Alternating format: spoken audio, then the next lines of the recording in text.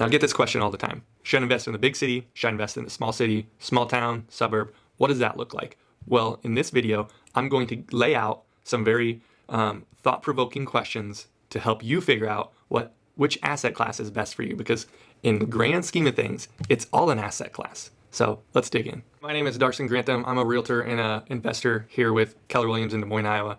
So you feel like there's no properties that meet your criteria, that meet your cash on cash or your cap rate, and you want to invest in the big city, but just there isn't anything that fits. So you widen your search on Zillow, you widen it out a little further and even further, and you found one. You found one in a small town that's 25 minutes to the east of the big city that you were planning to buy in. And you're like, that's a pretty close. It can't be that different. So let's buy there. Now let's hold on. Like, there are some things that you need to think about when you're looking at the small city or the small town versus the big city. And it's all going to depend on your risk profile, your type of investor, your asset mix, and you personally, how much time you want to spend. And quite frankly, I have properties in small town southeast Iowa that I call my out-of-state but still in-state properties.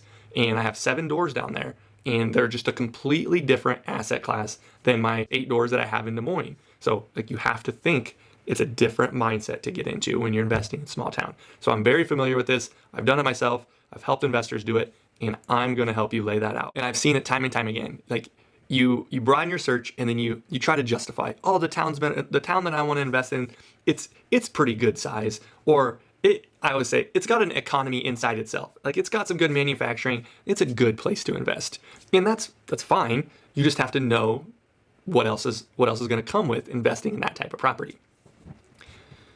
And then, so I call it kind of the justification phase. You find the property, and then you look at the area, and you try to justify why it makes sense to buy in that area, right? And it could make sense, and it might make sense, and it might not make sense. Or there are some other risk factors that you didn't calculate in, and you're just looking at cash on cash. Because although cash on cash is a great indicator, it's not the only thing that people should be using when you're looking to buy a rental or investment property. So this video is for someone that really needs to get real crystal clear on the property that makes sense for you. And this is going to look different for someone that is working a high-paying W-2 job, that has money, that wants to put into a rental property to diversify their assets. And it's going to look different for that person than it is someone that is ready to quit their job, they need cash flow, and they're willing to spend time during their day on these properties or evaluating these properties, fixing these properties, talking to the tenants, collecting rent. All of that goes into play. And it kind of goes on an equilibrium, and I've talked about it in other videos, is, do you have more time? Do you have more money? Yeah, more money, more time. Like, each of those is going to give you kind of the thought-provoking process of what's a better investment for me and my family. One of the things that you need to think about is the reason that you are drawn to this small town investing is the rate of return. And it's common to see a 1.5 to 2 to 2.5% ratio. So when I say that, it's kind of the rule of thumb. For a $100,000 property, it should rent for $1,000. That's the 1% rule. A $100,000 property, if it rents for $2,000, that's a 2% rule. And so each city will have kind of a good generality of what that ratio is. And it's typically going to be the same for each kind of, not neighborhood, but city.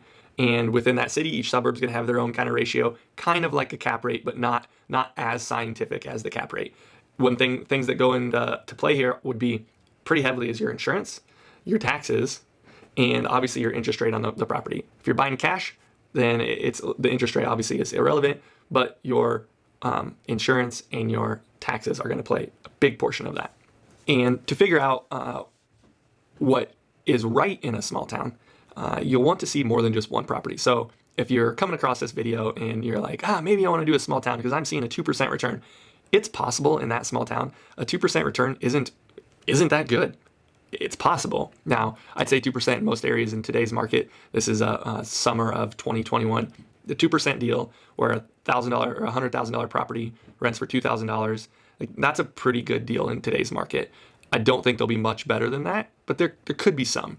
What you'll find is it'll be a variation between the 1 to 2% rule. So if you've been looking in Des Moines and all you can find is a 0.8% rule, meaning a $100,000 property rents for $800, I call it that 0.8% rule. You're going to go to a small town and you're going to see, 1.2, that's a great deal.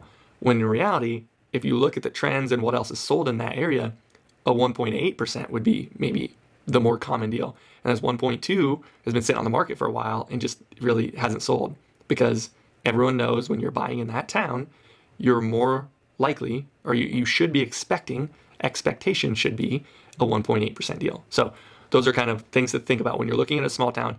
You should not stop at one property. I always try to say, it's similar to the bigger pockets, you need to evaluate 100 properties. Now, some small towns, that's really, really hard to do, especially when it comes to rentals, because a portion of the properties are all single families and they're not rentals. So in Des Moines, you should absolutely evaluate 100 properties to figure out what that percentage, that ratio is. If you're in a small town, go for 20, find 20, and it'll give you a pretty good guess on what that ratio should be. Another set of due diligence that you can do is call 3 to 5 investors, and just out of the blue, investors, real estate agents that are familiar with rentals, and just say, hey, this property's on the market. What does it rent for? Is that about common, or is that a better deal, or is that like just not a good deal? If you get real blunt with an agent or an investor, they'll probably give you that information. They have no dog in the fight to try to get you to buy a bad property, not really anyway. And if you call 3 to 5, 1 or 2 probably will give you that answer. So that'd be what I would recommend. And it just, again, it's getting your market research, knowing what that little area, what that small town, what the market says for that small town. The other thing you can do in that small town is reach out to like the Facebook groups, the marketplace, to figure out how many rentals are coming up in that small town. Because the more rentals that are available, the lower the rents are going to be. The fewer rentals that are available, the better the rates are going to be. So those are things that if you are trying to do market research on this small town, you need to get hyper local. So say you broke it down and you want to consider small towns. So my first recommendation would be is Brandon Turner from Bigger Pockets that said it really well, and he probably stole it from somebody else. But what's the MINS? What is the most important next step? MINS. Most important next step. It's typically going to be a little bit more market research. And if you've done all your market research and you're confident, like you want to buy here, you need to call a hyper local real estate agent. It's investor friendly, that can give you either a video tour or take you through the property. That's your most important next step.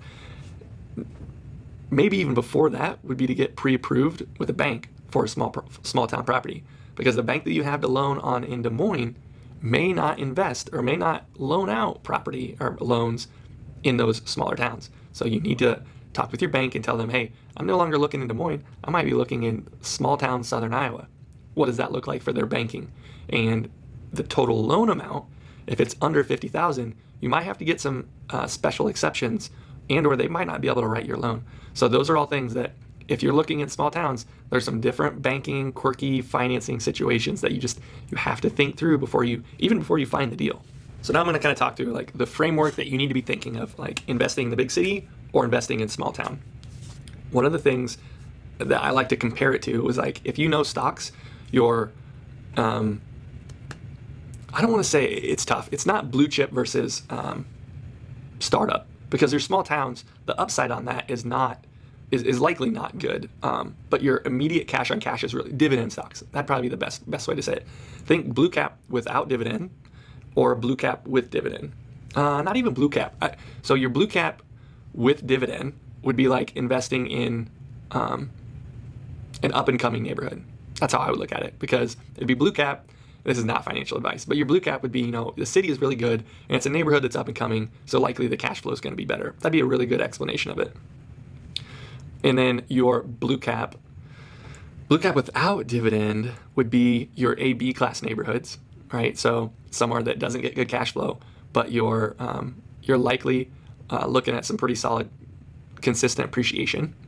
Small town investing is going to be kind of your growth stock without growth, right? It's a decent stock, been around for a long time, and cash flows pretty well, but it's not going to appreciate. That'd be the best way to put it. A property or a stock that's been around for 100 plus years, it isn't appreciating. It does kick off some decent dividends. It's not appreciating. So it cash flows pretty well compared to the rest of the market, but they're not reinvesting that extra money into the company. You're getting to take it home. That'd be the best way to explain it.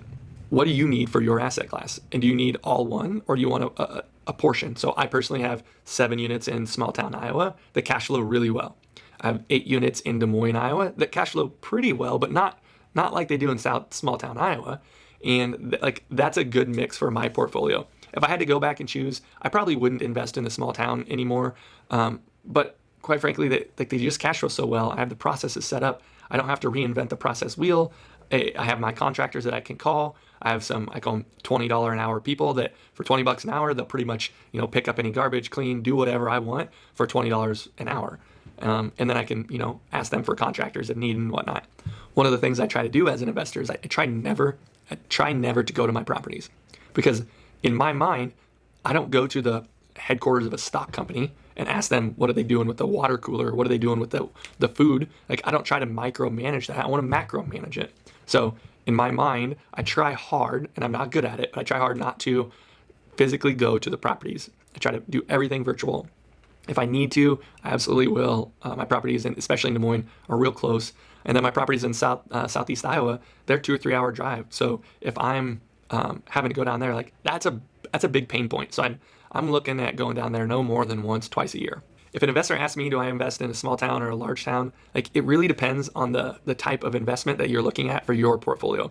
If it's your first one and you want to make it a part-time job, maybe small town Iowa is okay. You don't need depreciation. You just want cash flow. Like, that could make sense. If you're looking for the big upside, the I'm going to hold it for 30 years and I want appreciation and some cash flow, like, I would say probably a small town. I would not count on any appreciation. Even though it might come, it just wouldn't make sense in my calculations to count on appreciation.